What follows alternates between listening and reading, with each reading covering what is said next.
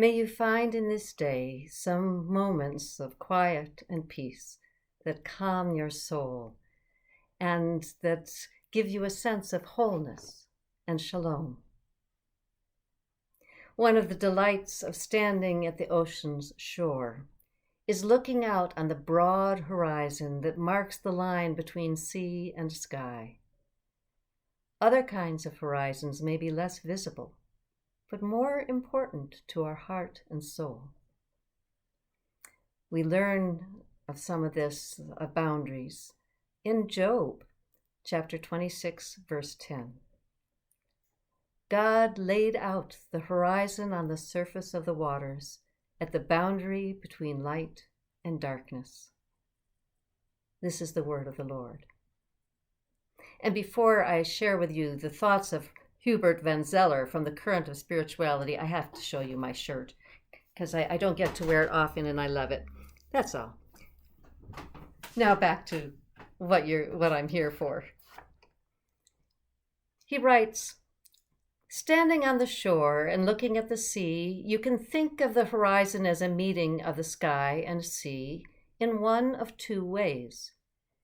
Either it is simply a line running right and left and denoting the limit of your vision, or it is something beyond which other horizons lie, which in their turn reveal other seas and lands and civilizations.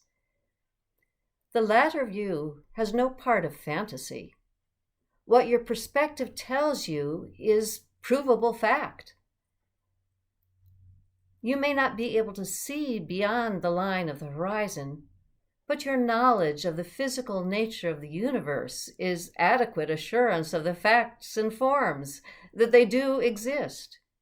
If you wish to inspect them for yourself, you may do so by traveling to them, but you do not need assurance of their existence.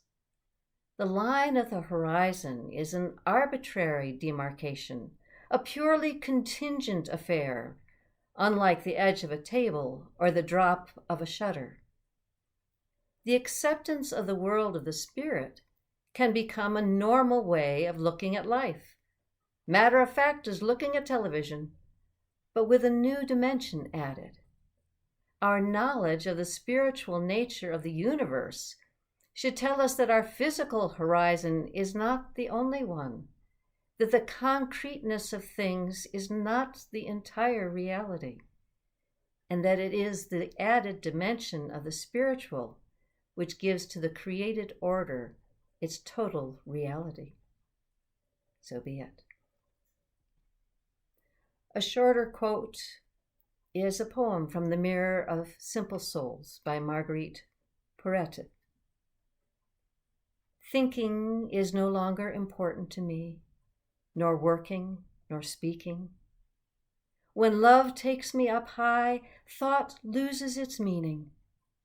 Love looks at me with her divine eyes, and I lose my self-directed goals. Thought becomes nothing to me, or work, or talk, where all is love. And in love, I give you my blessing. May you have walls for the wind and rain for the roof and drinks beside the fire. Laughter to cheer you and those you love near you, and all that your heart may desire. God bless you. Amen.